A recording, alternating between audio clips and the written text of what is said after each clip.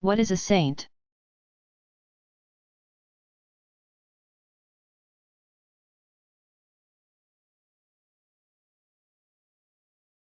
Individuals who embody to the highest degree a religious tradition's spiritual ideals function in a variety of ways. Some traditions, such as Sunni Islam and various Christian denominations, emphasize the importance of each individual's direct relationship with the Supreme Being. They teach that no human being has the power or authority to act as a mediator for anyone else. But the need for help in achieving the highest spiritual aspirations seems to run so deep that examples of saintly characters appear in the histories of virtually every religious tradition. The ability to perform miracles is a major feature in some traditions. Healing is perhaps the most common claim. But miracles can include everything from finding lost objects to raising the dead.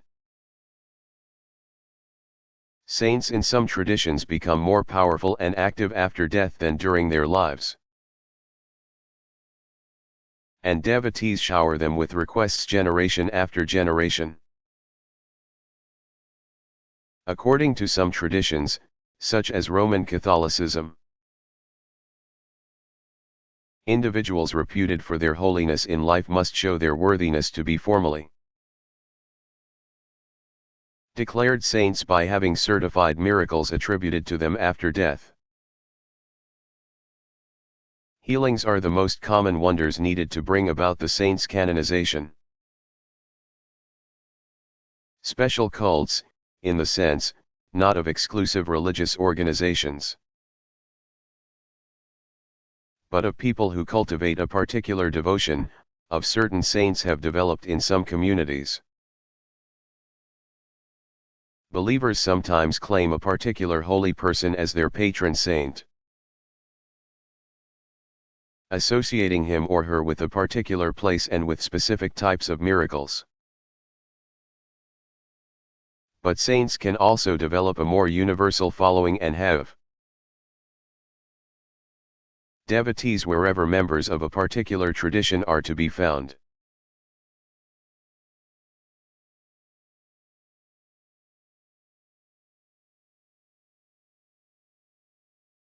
Do all religious traditions send out missionaries?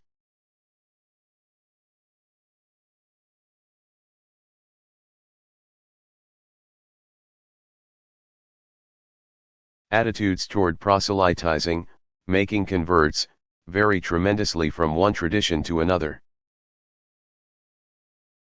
Christianity, Islam, and Buddhism are the three great missionary traditions. But within each of these there are considerable differences in emphasis on missionary activity.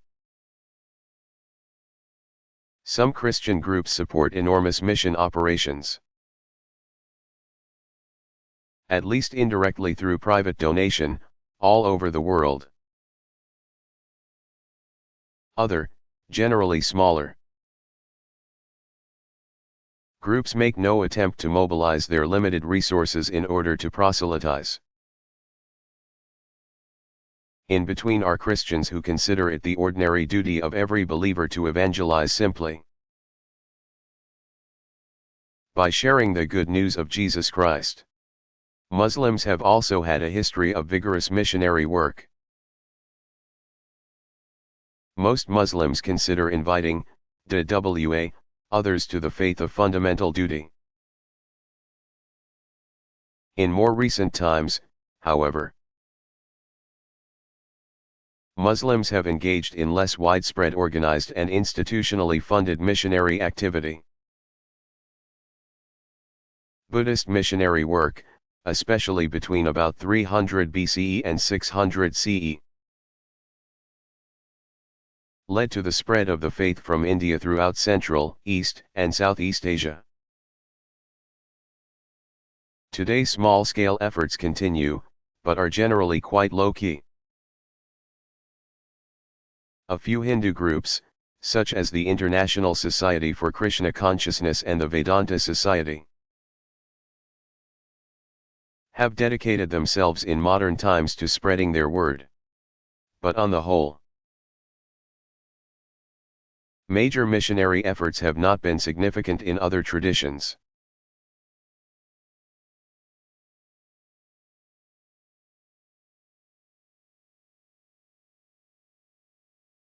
What is the difference between a custom and a ritual?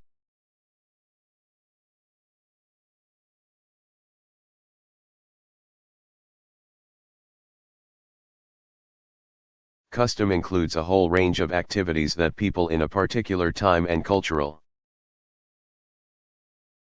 setting become so used to doing that they rarely examine their reasons for acting that way.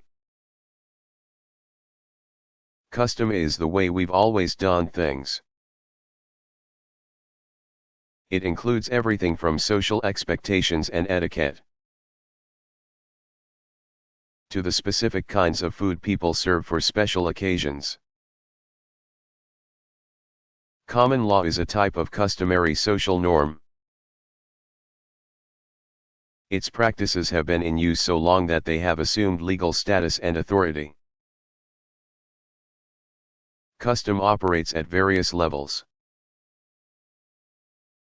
from that of a society at large to that of the local community and family.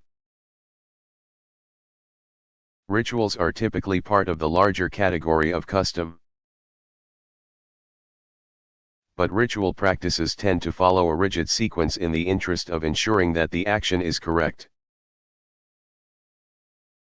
For example, it is customary in certain cultures for participants in a wedding to wear certain kinds of clothes.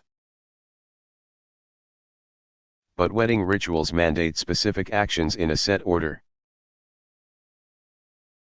Even when the principal participants opt for non-customary fashions.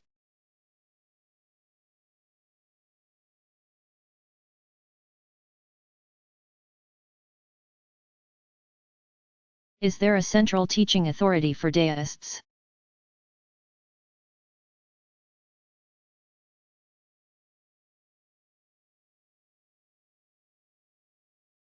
Individual deist sects, orders, and schools have regarded and in some cases still do regard their teaching office as a solemn and demanding role. But on the whole, deists do not think of themselves as following any particular teaching or adhering to a particular orthodoxy. Even when important patriarchs, such as the living leader of the Celestial Masters School, have delivered formal pronouncements, relatively few deists take notice. What is true of Daoism in this respect is even truer of the much more amorphous ECT. In neither case is any specific articulation of doctrine of any particular importance. Doctrinal standards are replaced here by pure tradition - the way we've always done things.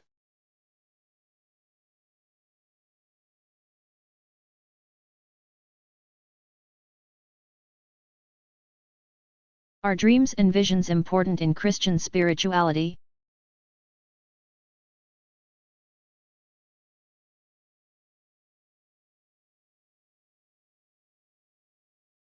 Some New Testament accounts describe dreams as a way God communicates warnings or courses of action to the dreamer. An angel tells Joseph to take Mary as his wife and to flee to Egypt, Matthew 1:20, 2:13.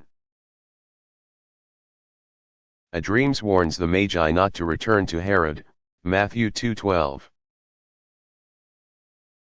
And as a result of a dream, Pilate's wife counsels her husband to release Jesus, Matthew 27:19. The Acts of the Apostles records a number of instances in which visions supplied needed insights to Peter and Paul, Acts 11:5, 16:19, 18:5, 26:19. Throughout Christian history, individuals have reported special access to divine truth through both dreams and visions. Mystical insight is often described in visionary terms. The claim is not primarily one of optical vision, but of spiritual encounter. More prominent in recent times have been claims concerning apparitions, particularly of the Virgin Mary and Jesus. Individuals who claim to receive special revelations typically communicate the need for peace or repentance and preparation for the coming apocalypse.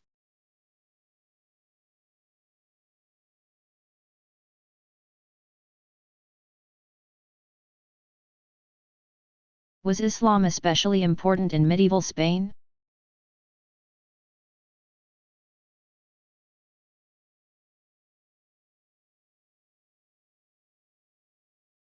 Not long after Arab troops began to occupy the Iberian Peninsula, Muslim princes, called amirs, literally commanders, pronounced emir, established themselves in major cities. In 750 the Abbasids sought to put an end to their Umayyad rivals by assassinating all of the family's princes. One managed to escape and take refuge in Spain. This Abdar Rahman proclaimed himself Amir of Córdoba, still holding aloft the Umayyad standard. His successors eventually broke with Baghdad definitively by proclaiming the Umayyad Caliphate of Córdoba. A major step up from an Amirate, the Caliphate laid claim to the universal allegiance of all Muslims. For several centuries Córdoba would be a marvel of cultural splendor and interreligious harmony. On the whole, Córdoba was an outstanding example of how Jews, Christians, and Muslims could live together in peace under Muslim rule. Islam's presence was highly visible in other Spanish cities as well.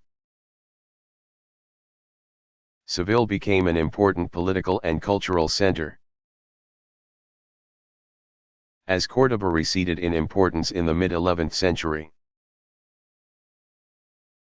Christian reconquest of Spain gradually retook ground from Muslim rule, from Toledo to Córdoba to Seville. Granada would remain the last stronghold of Islam until the armies of Catholic monarchs Ferdinand and Isabella took the legendary Alhambra in 1492. Nearly 8 centuries of Islamic presence in Spain left a rich religious and cultural heritage. 500 years after the fall of Granada, small communities of Muslims are once again taking root in Spain.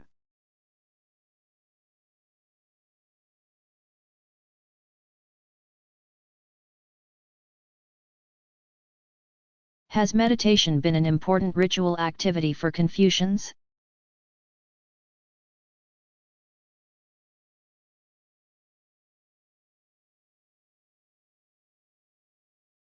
Confucian tradition has generally emphasized the need for a calm, contemplative approach to life. Few individuals can develop the habit of reflection without engaging deliberately in practices designed to facilitate that habit. Meditation has not occupied as prominent a position in Confucian spirituality as it has in Chinese Buddhism, but it is important nevertheless. Confucians who engage in solitary or group meditation usually sit on small stools, rather than on the floor in the lotus posture, as many Buddhists do. When Confucians meditate, they reflect on the underlying propriety and order of the universe. Cultivation of the ethical self for the purpose of contributing more conscientiously to society is the goal. Classical Confucian and Neo-Confucian writers describe meditation as quiet sitting and abiding in reverence. Unlike Zen meditation, Confucian meditation has a distinctly ethical emphasis. Some authors say the goal of meditation is to make a place in one's mind for the human beings who constitute one's own community, family, friends, associates. Not unlike a process of free association. This form of meditation gathers whatever comes to mind and allows it all to sift and settle naturally. Settled nature is the goal. A state in which the meditator is free from the agitation that arises from disordered relationships. Confucian meditation may sound quite unstructured, but it requires constant mental and emotional discipline. A meditator must be alert to abstract notions that distract from concrete ethical concerns. For it is often much easier to drift off into speculation than to confront life as one is actually living it.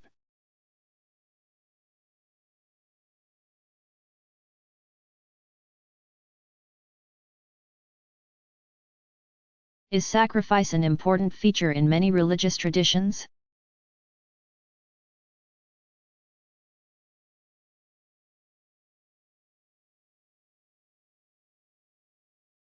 Sacrifice can take a number of forms, from the actual slaughtering of a living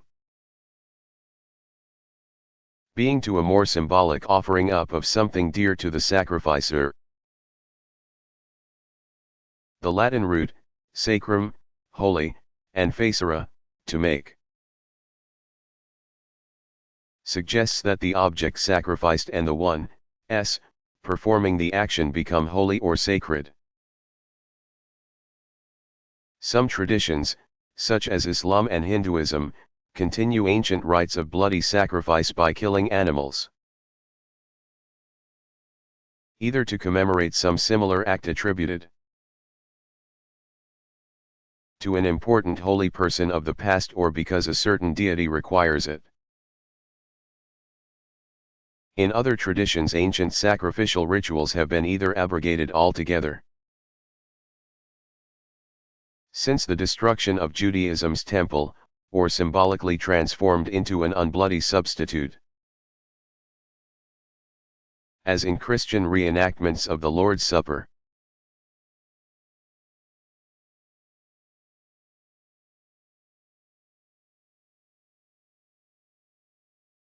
Have the Japanese ever worshipped the emperor? And is the emperor still a religiously important figure?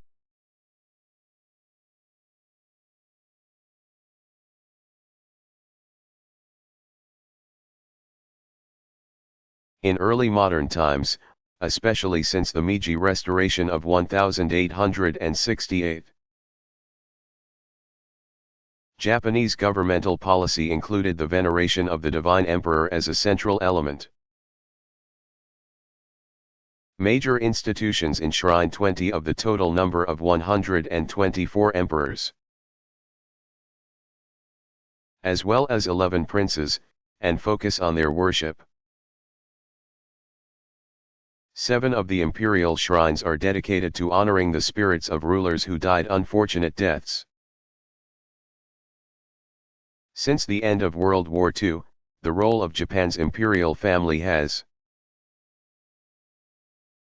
undergone dramatic changes from its former centrality to culture and religion. People still revere the emperor and his household as noble people, who continue to represent and uphold ancient Japanese tradition. Many venerable and arcane Shinto rituals still occur only behind the walls of the imperial palace. but fewer and fewer Japanese have much interest in those ceremonies. And the emperor no longer has the national priestly status he once enjoyed. Still, many hope a royal son will continue the imperial line long into the future. And some even dream nostalgically of an eventual return to the days when the emperor wielded considerable political power. On the whole, though, it is safe to say that most Japanese no longer regard the emperor as divine and do not think of him or his family as significant religious symbols.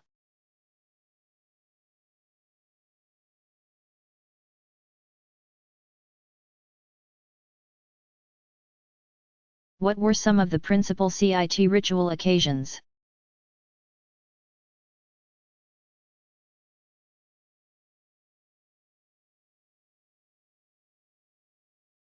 Ritual responsibilities of the emperor and his official delegates included ceremonies at various major state sacred sites. The altar of the spirits of land and grain, the imperial ancestral temple. The temples of heaven and earth, of sun and moon, and within the audience halls of the Forbidden City. At the altar of the spirits of land and grain, Shiji 10, the emperor performed sacrifices in spring for fertile fields and in the fall for plentiful harvest. At the imperial ancestral temple, Taimiao, he led ceremonies associated with the anniversaries of his own ancestors back through the history of the dynasty. There, the ancestors were said to grant audiences with their royal public much as the emperor himself did from his own audience halls. At the Temple of Heaven, the imperial officials offered harvest prayers on New Year's Day, rain prayers at the onset of summer, and announced royal events, such as the designation of the heir to the throne. Within the Forbidden City, various important rituals occurred at the New Year, the winter solstice, and the emperor's birthday. Subjects acknowledged the emperor's lofty authority in the various audience halls of the city's outer court, located just south of the more private palaces of the inner court. The ceremony began early in the morning outside the Meridian Gate, the southern entrance to the Forbidden City. At the sound of 2 drum beats, 3,000 officials in 9 ranks processed into the courtyard before the Hall of Supreme Harmony.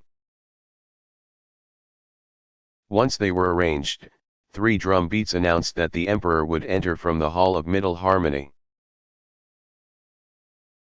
just to the north, and take his seat on the throne. Music accompanied his entry and continued as the officials paid homage. Military leaders lined up on the west and civil authorities on the east, both groups facing the central axis of the courtyard. Bird and animal symbolism was arranged on the robes so that the birds and animals of both groups were facing north, honoring the emperor as he sat on the dragon throne within the hall. All of creation was thus symbolically ordered toward the emperor, who represented heaven.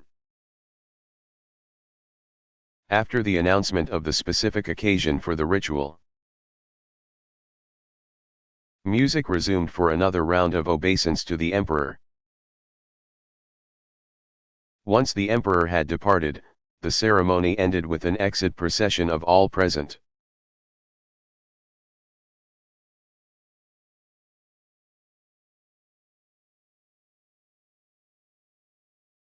Is there such a thing as a Jewish saint?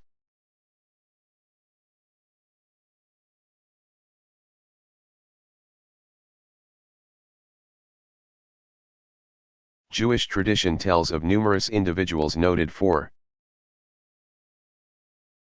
their holiness and even for the ability to work marvels. But there has never been a formal process by which a man or woman was officially recognized as a paragon of sanctity.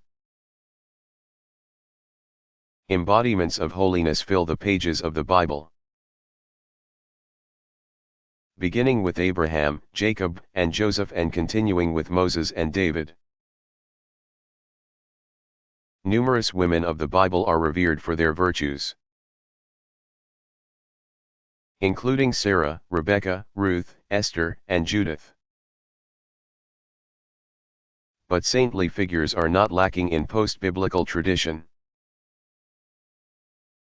Some early rabbis, such as Simeon ben Yaakeh, circa 150, continue to fascinate. Most notably in mystically oriented sects such as the Hasidim. Founders of certain sects have also been canonized by popular acclaim. The figure of the tzaddik has been especially important among mystically oriented groups, capable of performing wonders and possessed with esoteric knowledge. An important group of holy persons are the Jewish martyrs of various periods in history. When the Maccabeans revolted against the Seleucids, many of their number were martyred and acknowledged as heroes for the faith. During the Roman period, Jews were forbidden to teach Torah openly. According to much later traditional accounts, a number of stalwart sages acted in defiance of the prohibition and were executed by Hadrian. They came to be called the 10 Martyrs. One of the most famous of those killed by Hadrian was Rabbi Akiva, c. 50 to 135 CE, also celebrated for his profound wisdom.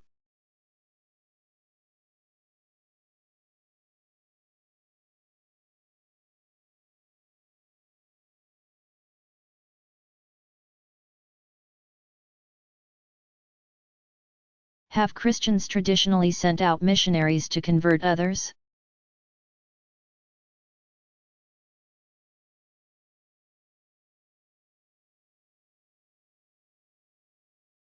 Christianity has historically been one of the three great missionary traditions, along with Islam and Buddhism. According to the Gospels, Jesus commissioned his followers to fan out into all the world and preach the good news, baptizing as they went. Most famous among the early missionaries were Jesus' 12 apostles. Tradition soon associated Christian communities all over the Middle East, and points farther flung, with individual apostles. Along India's southwestern Malabar coast, for example, members of families that converted centuries ago still call themselves Thomas Christians, in honor of Thomas the Apostle, who is said to have brought the gospel there shortly after the death of Jesus. Missionary activity on a global scale naturally increased dramatically with the Age of Discovery. In the 16th and later centuries, orders such as the Franciscans, Dominicans, and Jesuits sent their most talented people abroad, hoping to penetrate the exotic cultures of India, China, and the Middle East. In modern times, Roman Catholic orders and Protestant organizations dedicated solely to missionary work have multiplied throughout the world. Today, Christians generally take a different approach to sharing their good news with others, balancing missionary outreach with interreligious dialogue.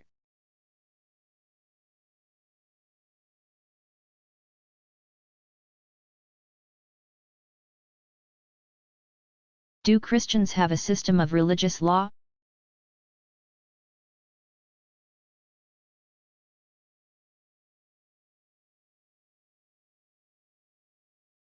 For over a millennium, church law grew from the earliest ad hoc responses to particular problems of practice and discipline to an elaborate system called canon law. Early ecumenical councils promulgated their decisions in the form of canons, or laws. Meanwhile, many major decrees from powerful bishops and formal opinions from important theologians added to the increasing body of legislation. Influenced by the codes of civil law of the Emperor Justinian and others, medieval authorities began to systematize the massive and still expanding body of legal tradition. Gratian, DC 1179, first began to impose order on the chaos and remained an important authority in Roman Catholicism until his work was thoroughly revised in 1917. Meanwhile, the Protestant Reformation brought about major changes in the new church bodies. Nearly all of the larger church organizations have developed legal structures of some kind to serve the concerns of what is called church polity, often taking the form of articles, charters or conventions. The legal formulations of the various ecclesiastical bodies typically claim authority only within a particular family of churches. For example, the Southern Baptist, Northern Baptist, and National Baptist conventions have all developed distinctive legislative and procedural frameworks within which to handle matters of policy and discipline.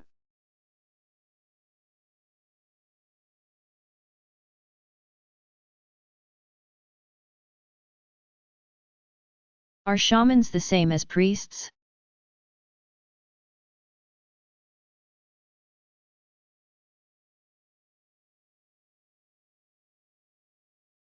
Shamans belong to the large, general category of priest, which is in turn part of the still larger category of ritual specialist. Women seem to be better represented in the ranks of shamans, depending on the cultural setting, than in priesthoods. In some traditions, shamans are called medicine men or women. A shaman's training tends to include more closely guarded secrets than that of a priest, with greater emphasis on esoteric and arcane practices. Whereas priests more often perform their services as part of larger public settings. The work of the shaman also includes a great deal of private communing with the world of spirits. Shamanistic rites typically involve trances or loss of control, and often include exorcism to expel undesirable spiritual forces. Shamans are key figures in many indigenous or tribal traditions. Even though shamans do not generally find an official place in the major religious traditions, they often appear around the fringes.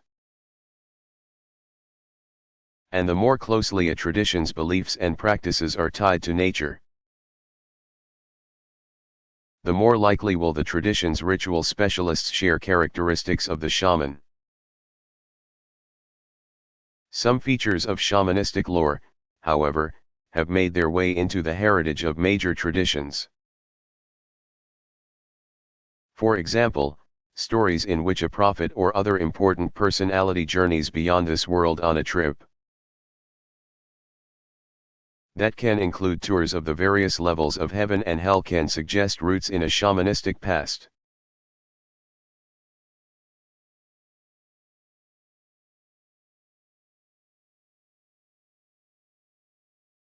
Are dreams and visions particularly important in Islamic tradition?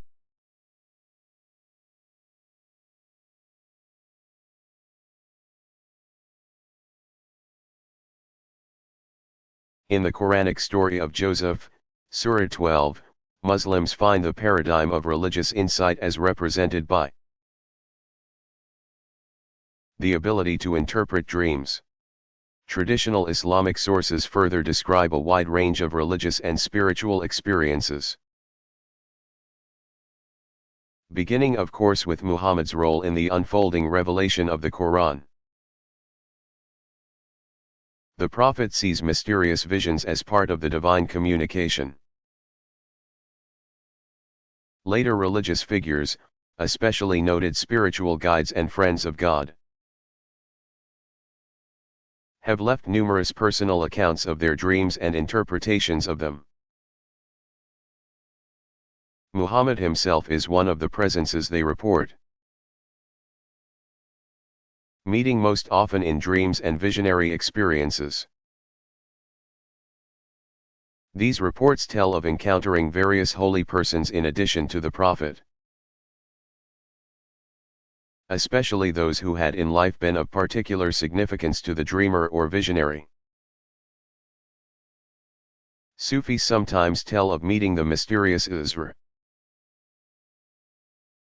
a figure included in many lists of prophets, who appears for the purpose of initiating the dreamer into the Sufi path through investiture with the patched frock, kurka. Though the accounts sound as if they are reporting events as real as having breakfast, most are clearly talking about spiritual experiences that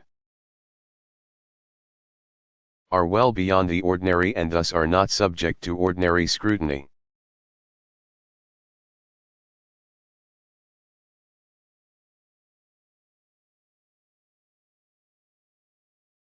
What are some of the main themes in religious belief generally?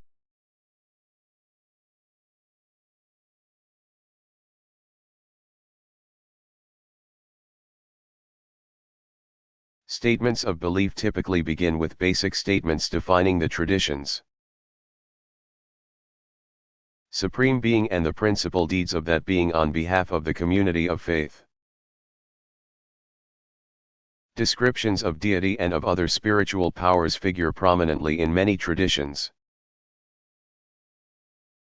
often in the form of extended narratives that can be extremely elaborate and detailed. Believers in most traditions are taught the array of benefits they can expect from the Supreme Being if only they make appropriate petition. The ways believers ought to respond to the Supreme Being's actions are often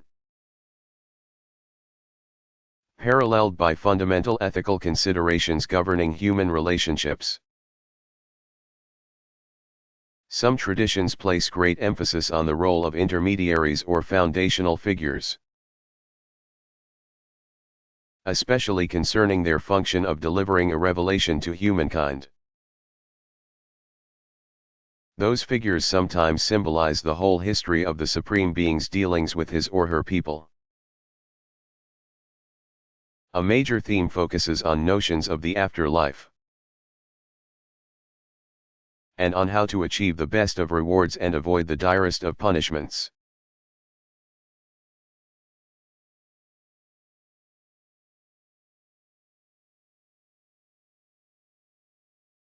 Is exorcism important in Shinto practice?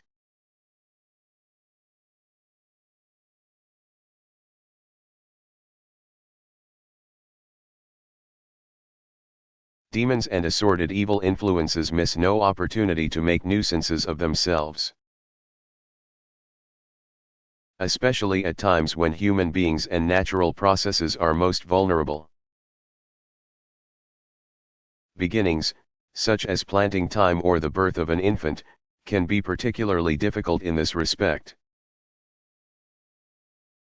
Shinto tradition includes various understandings of how evil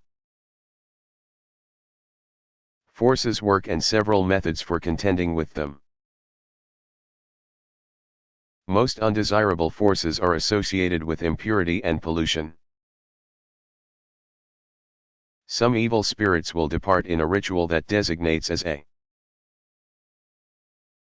Scapegoat any animal or object capable of taking on the negative forces. Emperors of old rubbed a human effigy over their bodies, leaving all personal impurity on the image, which officials of the Bureau of Yin and Yang then ritually consigned to a river. Other rituals use a weapon such as a sword to attack the evil power as though it were a physical presence. Some rituals assume the evil forces have taken on demonic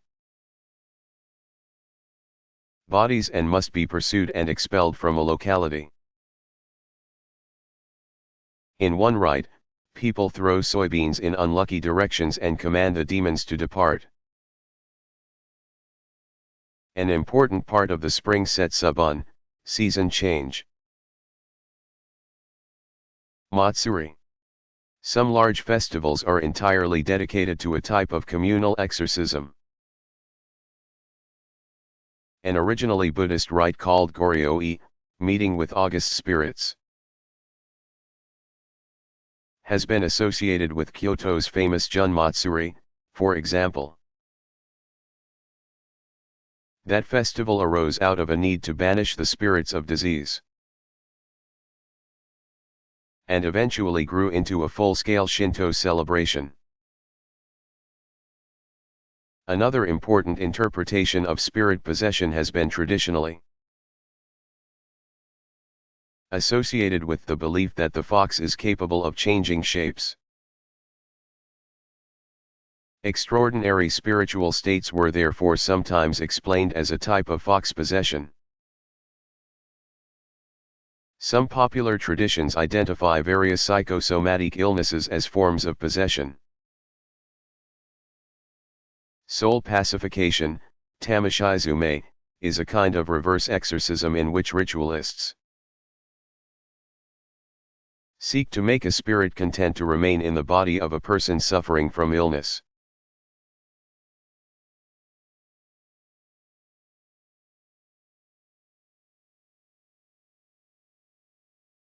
What is the relationship between scripture and oral tradition?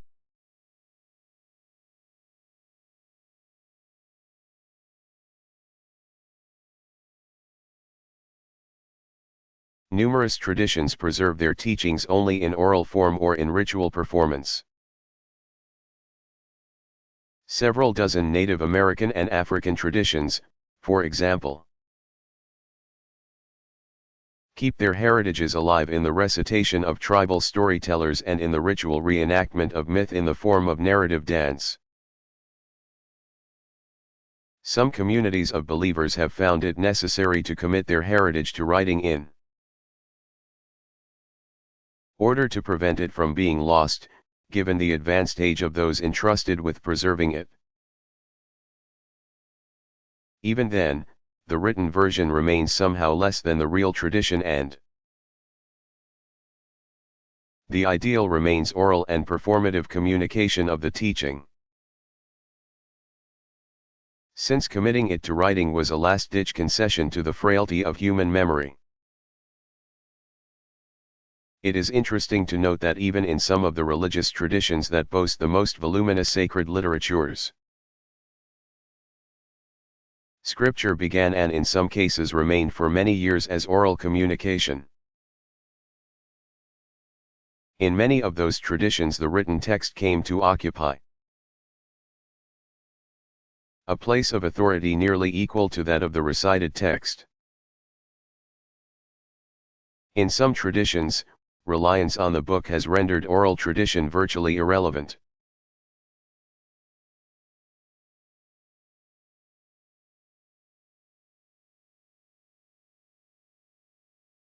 What and where is Arabia?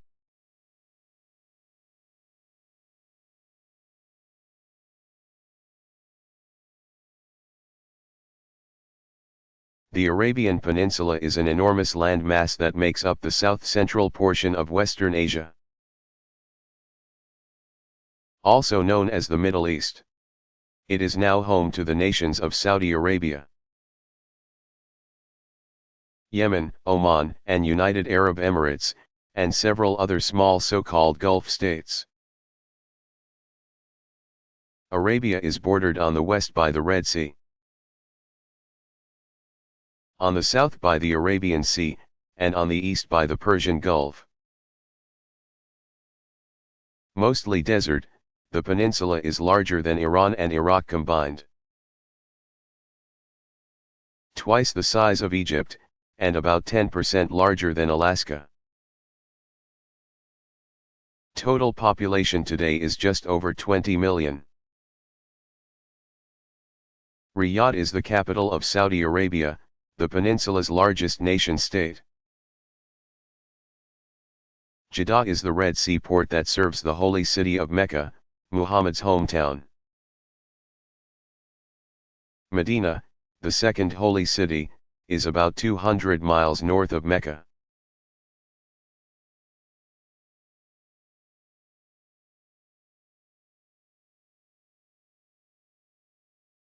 What religion does Tibet have?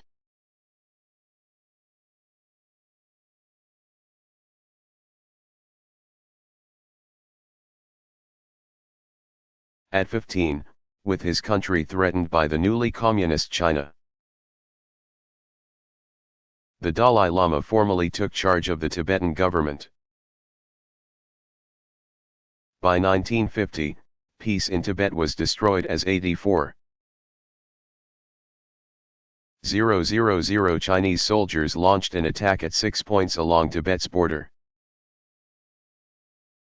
Chinese officials claimed that communism would liberate the downtrodden Tibetan people from a feudal theocracy harshly ruled by a succession of Dalai Lamas. But many Tibetans responded that communism never was attractive for them, and that they always considered the rule of the Dalai Lama benevolent. Fearful of being captured by the Chinese and believing he would be more effective outside Tibet, the Dalai Lama fled at age 24 across 17,000-foot Himalayan passes into India. Together with the 70-man remnant of the Tibetan government, he was given political asylum. Tibetans say they lived peacefully until the Chinese invaded their country. Since then, an estimated 1.2 million people, 20% of the Tibetan population, have died in combat and through massive famines from collectivized farming and diversion of Tibetan grain to China. In addition, the Chinese gutted all but 10 of Tibet's 6,254 monasteries, and their treasure $80 billion in jeweled, gold, silver and bronze statues and other holy items was trucked back to China and later sold in markets in Hong Kong and Tokyo. Tibetans later rebuilt some monasteries. Still, the Dalai Lama, 1989 Nobel Peace Prize winner for his nonviolent quest to free his homeland, doesn't hate the Chinese. He considers compassion as a means to regain Tibet's autonomy.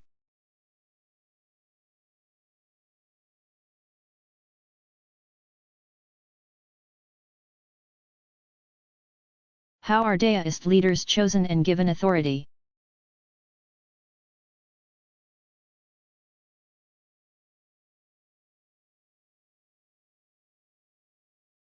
Traditional Daoist priesthood has long been a hereditary occupation, though that appears to be changing in recent times.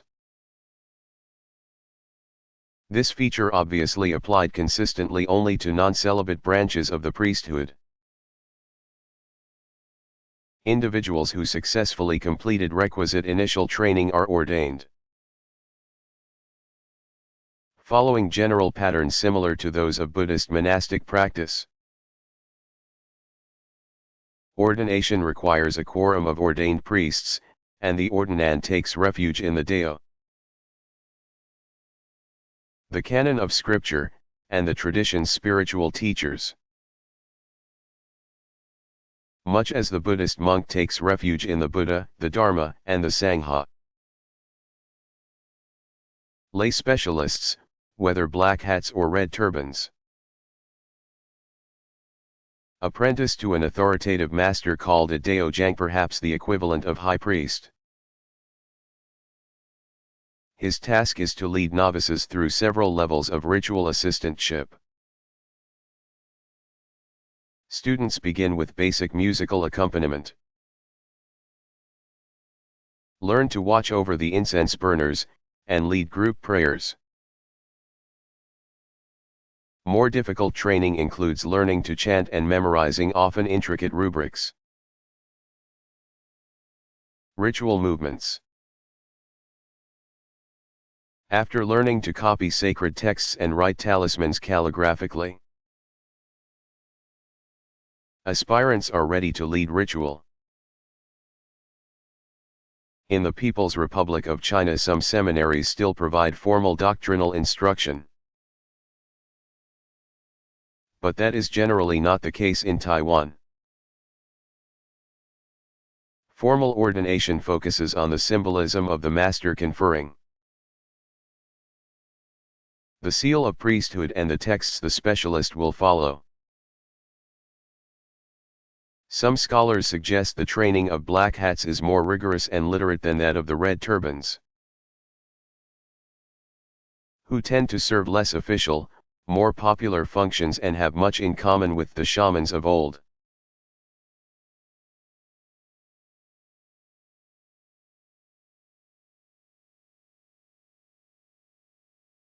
Are number and letter symbolism important in Jewish tradition?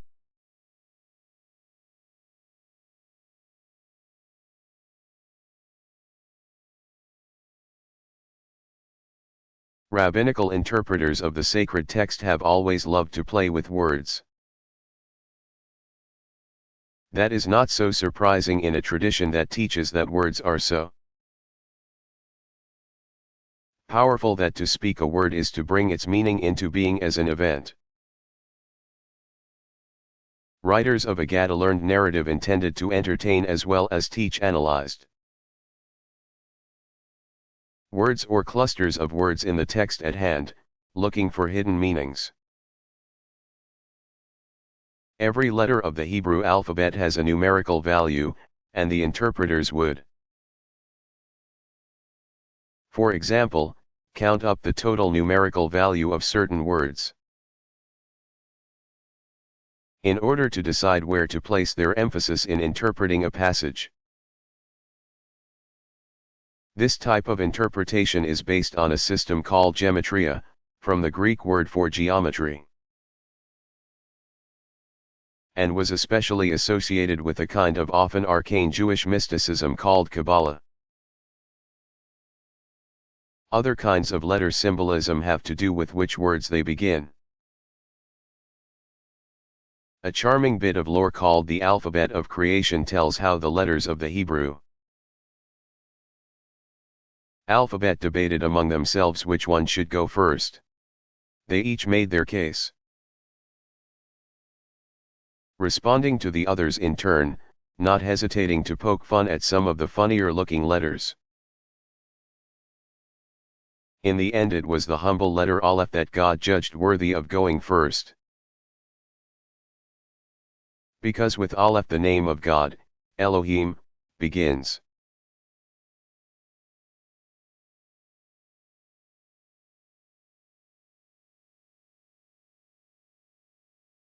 What kind of religious calendar do Muslims observe?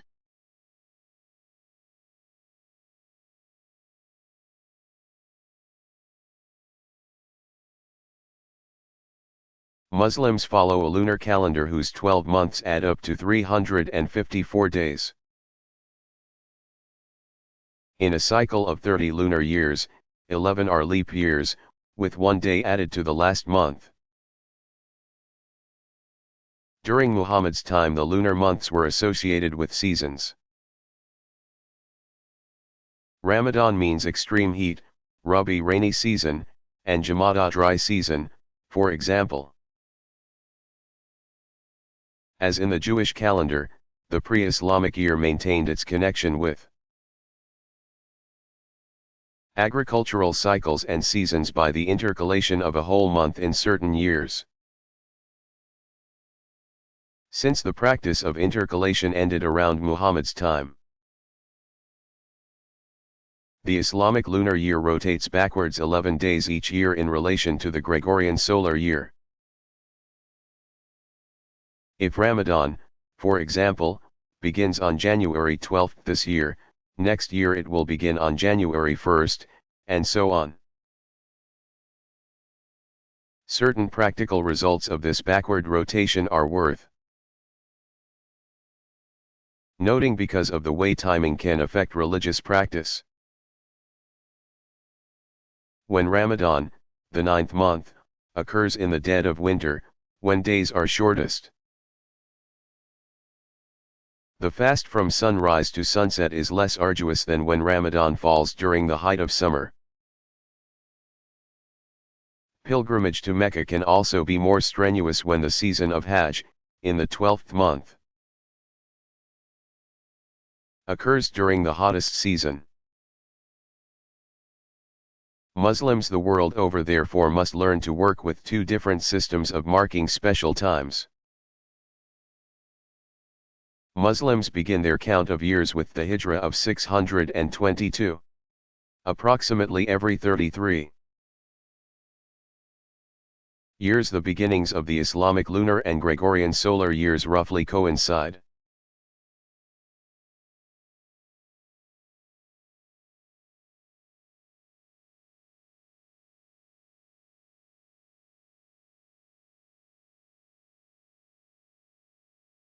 What kind of literature is the principal source for information on holy persons?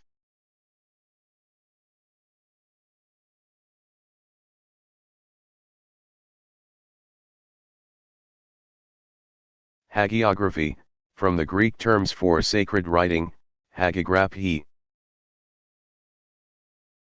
forms an important literary source in nearly every major religious tradition. Hagiography as a traditional literary genre is quite different from the modern forms of history and biography to which most of us are accustomed. As with sacred scriptures, it is essential to know what kind of document a work of hagiography is. That means reading with different lenses than are appropriate for more contemporary forms of communication.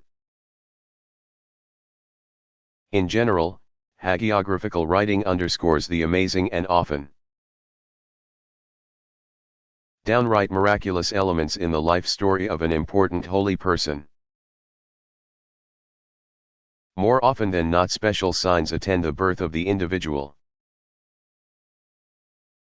who goes on to have an extraordinary childhood.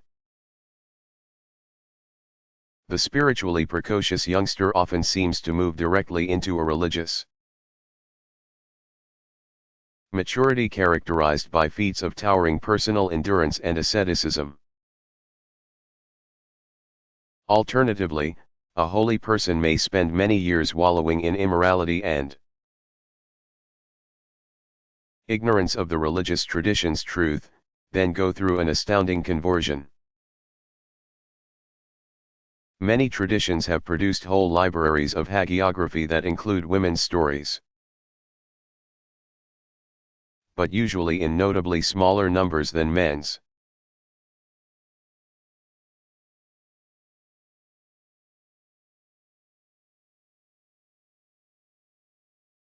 Why was the Emperor Constantine important in Christian history?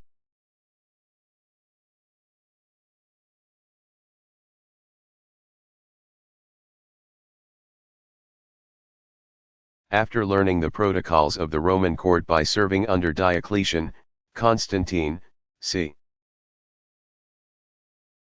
274–337, consolidated his power in the Eastern Empire around 312 CE. Tradition says Constantine underwent a dramatic conversion to Christianity around that time. The following year he met with his Western counterpart, Emperor Licinius. At Milan, and the two concurred on a formula for what would become Christianity's political enfranchisement. In a dramatic about-face in the fortunes of its adherents all over the empire, Christianity now had power on its side. Thenceforth, whenever dissension within the ranks of Christians led to violence, the mainstream could enforce its views by appeal to the emperor. Under Constantine, Sunday officially became a religious holiday for Christians. Constantine has the further considerable distinction of having convened the first of many ecumenical councils, that of Nicaea in 325, though he was as yet unbaptized. The emperor presided over the debates concerning a claim by Arius, c. 250 to 336 CE, that Jesus was a human creature, not eternal and divine. Bishop Athanasius,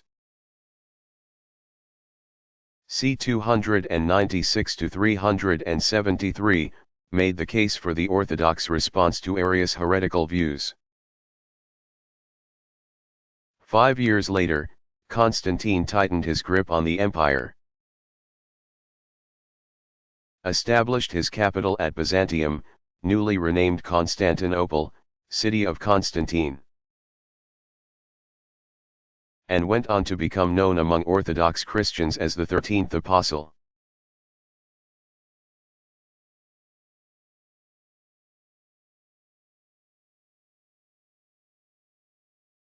What are some of the main varieties of Shinto officials or specialists?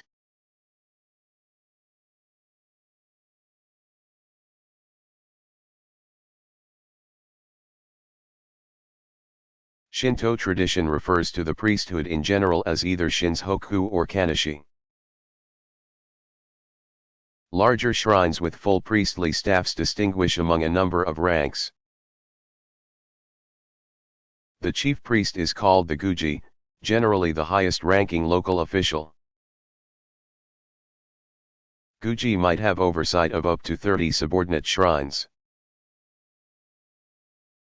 The Gonguji is second in command and oversees a staff of several lower ranks as well,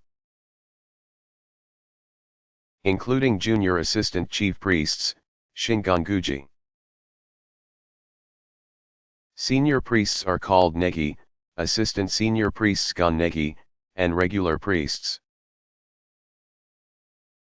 Shutten or Kyujo, fill out the ranks of male staff. A national ranking system also distinguishes among priests by acknowledging their levels of learning with the equivalent of academic degrees, named purity, Jokai, brightness, Maikai, righteousness, Sekai, and uprightness, Chakai. Young unmarried women, called shrine maidens, Maiko, function rather like deaconesses. Dressed in striking vermilion skirts and white blouses, they assist in blessing rituals, run the shrine shop, and perform sacred dance. Maiko traditionally begin their association with the shrine and training for service as sacred children. Highest in rank is the unique position called Saishu, found only at the Ise shrine and held by a woman. She is an imperial princess with the symbolic title Master of the Matsuri, festivals. Assisting her is a priest with the rank of Daiguji, Great Chief Priest, a function unique to Ise. In the imperial household, ritual specialists have either of two ranks. The Shoten parallels the shrine rank of senior priest. The Shoten-ho that of assistant senior priest. But the emperor himself or a personal delegate presides. Much as the Chinese sovereign once did, at over 24 annual ceremonies.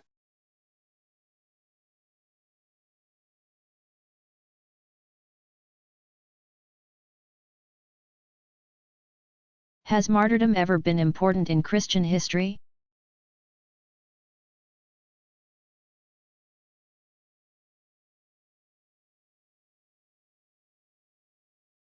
According to Christian tradition, Stephen was the first person to die for his commitment to faith in Jesus Christ, Acts 6-7. Paul, one of those among the crowd that stoned Stephen to death, would later become a martyr himself. As would Peter and many others among the earliest Christians. In Christian prayer, martyrs have enjoyed an honor above that of all other saints. Most of the martyrs whose stories are told in a literary form called martyrology lived during the first 3 centuries. The time of direst persecution by Roman authorities.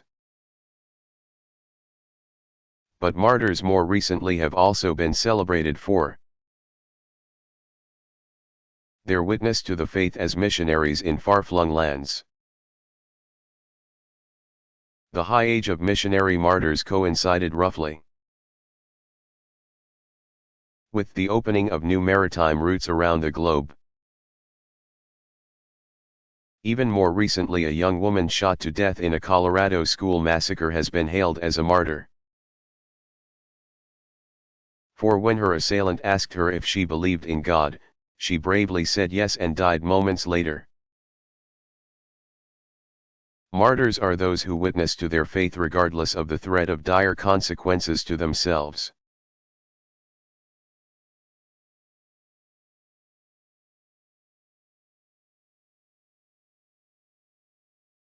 What does the word millennialism mean?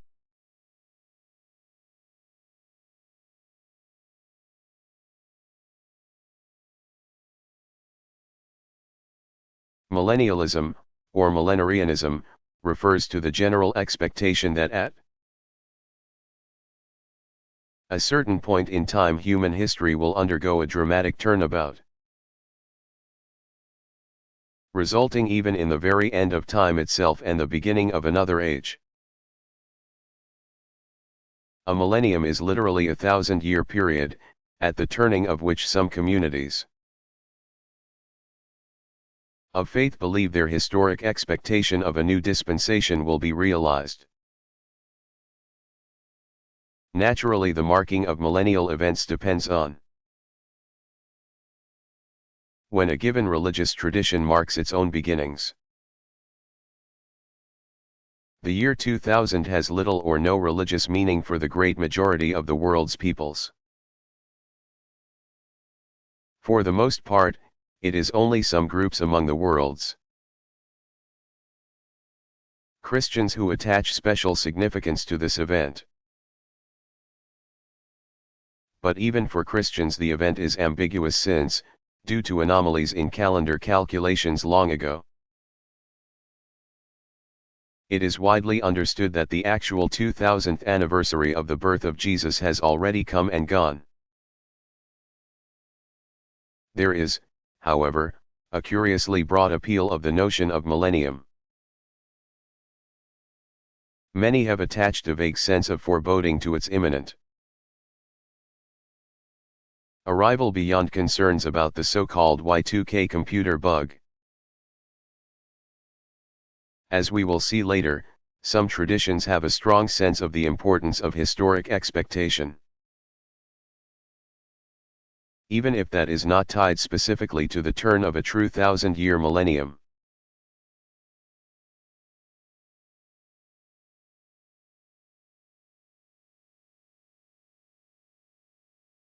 How does the practice of almsgiving express Muslims' sense of community?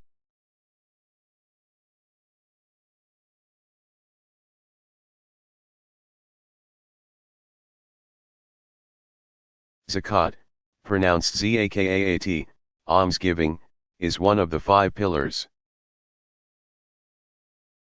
It requires all financially stable Muslims to contribute varying amounts. depending on the type of goods being taxed. For example, it comes to 10% of agricultural produce in general, but 2.5% of a person's savings or profits over and above what one needs to live. There are many ways of calculating the matter these days. What is most important to understand about religious almsgiving is that for Muslims it is an institutionalized form of social concern. Muslim authorities see to the distribution of the funds among the neediest, both at home and abroad. The United Arab Emirates, for example, might earmark charitable funds for building an airstrip, for the delivery of desperately needed supplies to the Albanian Muslim refugees from Kosovo. Devout Muslims are encouraged to give far beyond the minimum zakat as well. At the end of the month-long fast of Ramadan, many give generously to the zakat al-fitr, or alms for the breaking of the fast. Those and all other voluntary charitable donations are called sadaqah. Pronounced sadaqah, righteousness, uprightness. For through these signs of social concern individual Muslims gain blessing and forgiveness. A related practice among Shi'i Muslims is the khums or fifth. The tax was originally the custom of providing the Prophet a portion of the military spoils. But some Shiite religious authorities have collected it from their constituencies up to modern times as an offering for the 12th Imam expected to return at the end of time.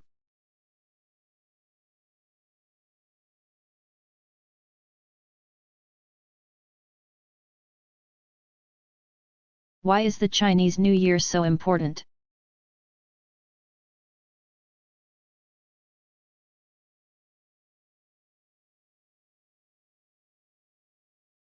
Chinese New Year festivities are associated, not surprisingly,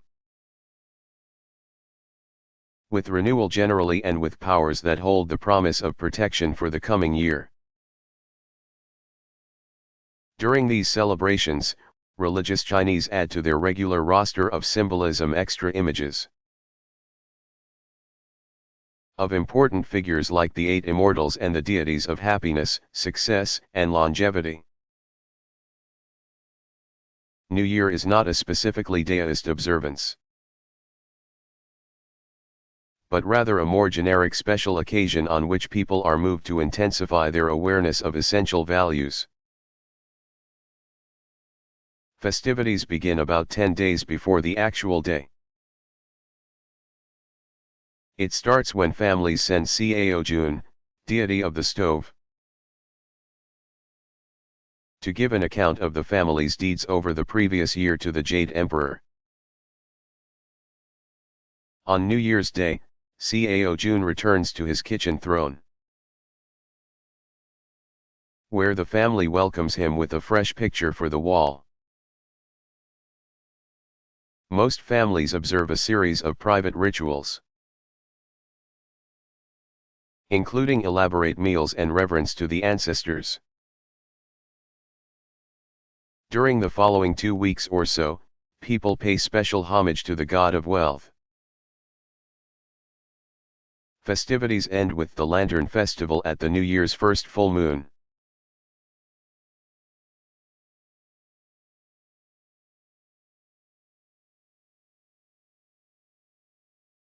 What observances are linked with seasonal cycles?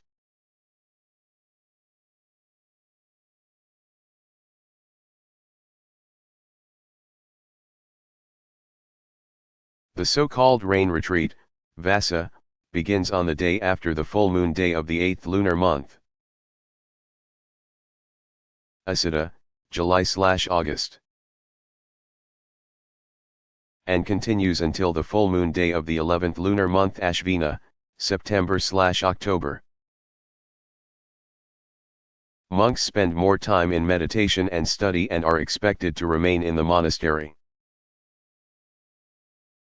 Lay Buddhists visit temples and monasteries more frequently than usual to receive instruction. And marriages are generally not performed. Theravada Buddhists begin the season with monastic ordinations and end it with special merit rituals said to be in memory of Buddha's emergence from heaven. Also at the end of the retreat comes the festival called Kadhana, cloth. During this joyous month-long festivity, lay people give the monks new robes and other useful gifts. This is a favored time for pilgrimages to Southeast Asian sites such as Rangoon's Shui Dagon Temple and Thailand's Shrine of the Buddha's Footprint. In connection with the rice harvest in February or March, Theravada devotees make merit by celebrating the story of how the Buddha to be entered the world as Prince Vesantara in a previous incarnation.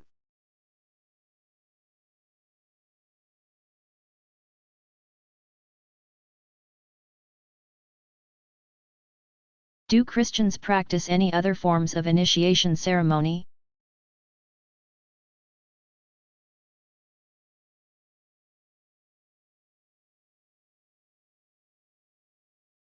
Confirmation, or chrismation as it is called in the Eastern churches,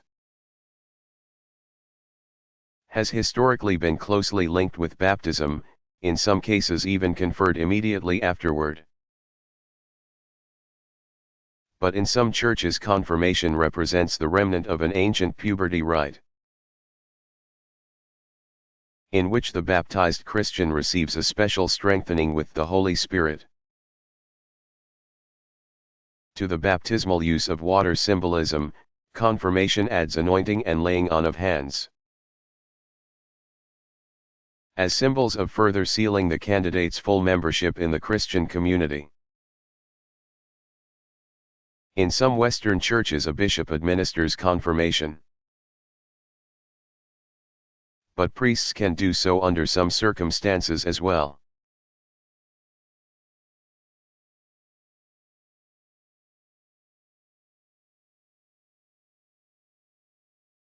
How does the hierarchy among Shinto shrines work?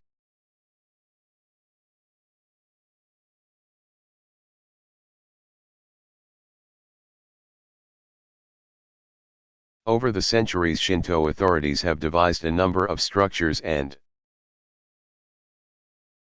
classifications by which to distinguish various levels and functions of shrines. The most important is called the shrine rank system, Sheikakusaido. That has been in place since shortly after the Meiji Restoration of 1868. Jingu designates shrines of top rank under imperial auspices, such as Meiji Jingu, in Tokyo, which enshrines royal ancestors, and Ise Jingu, which is at the top of the hierarchy and is called the Daijingu, Grand Imperial Shrine. Next in rank are the approximately 100,000 jinjia, a generic term including virtually all shrines larger than little wayside structures. About 250 are included on a special list of highest-ranking ones. Of these, some 200 were designated prior to World War II as governmental shrines, Kansha. Many larger jinjia have spawned affiliated or branched shrines called buncha. Multiple shrines dedicated to a single kami generally constitute distinct families, with one shrine usually acknowledged as the original foundation from which branched shrines developed. Some very important jinjia, such as Kasuga in Nara and about a dozen others, have the honorific title Taisha, Grand Shrine, roughly equivalent to Cathedral Basilica. They are also part of a cluster of 22, Niju and Ishat, institutions elevated to special status. But even they are divided into 3 levels, 7 high, 7 middle ranking, and 8 lower. That grouping arose out of the practice of ranking shrines within a given region according to their order of priority on pilgrimage routes, or to guide devotees intent on visiting a sequence of holy places. In various prefectures, a further ranking of area shrines simply lists them as first, second, or third shrine, acknowledging the 3 regional shrines that draw the largest crowds of worshippers. A number of Jinjia, some count 138, have been specially designated as nation-protecting shrines. Gokoku Jinjia, because of their dedication to the souls of those who died in battle. 27 shrines within that category, also called deceased spirit invoking shrines. Shokansha, have been accorded a special rank because of the importance of the heroes from all periods of Japanese history that they commemorate. Tokyo's Yasukuni Jinjia ranks at the top of that category. Before 1945, countless smaller local memorials represented the bottom of this hierarchical category. The main central administration is called the Association of Shinto Shrines. Jinjia Honcho, which has branches, called Jinjia-cho, in each Japanese prefecture.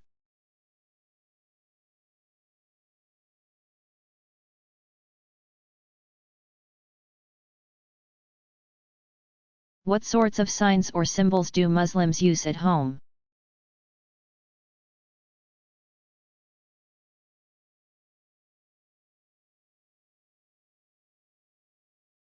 Many Muslim families decorate their homes with wall hangings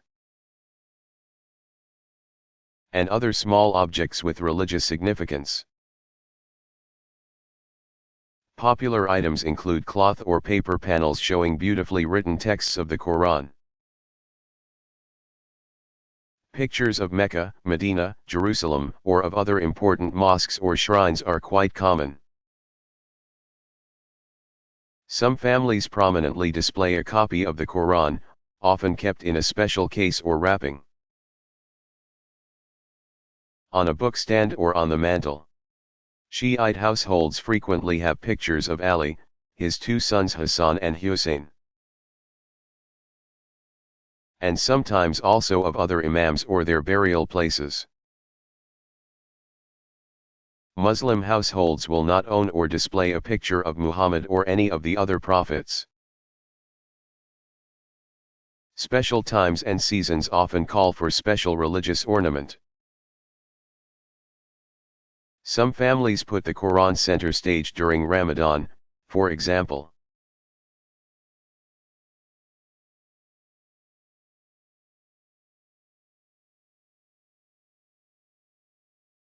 Where do Buddhists go to get the various signs and symbols they use often?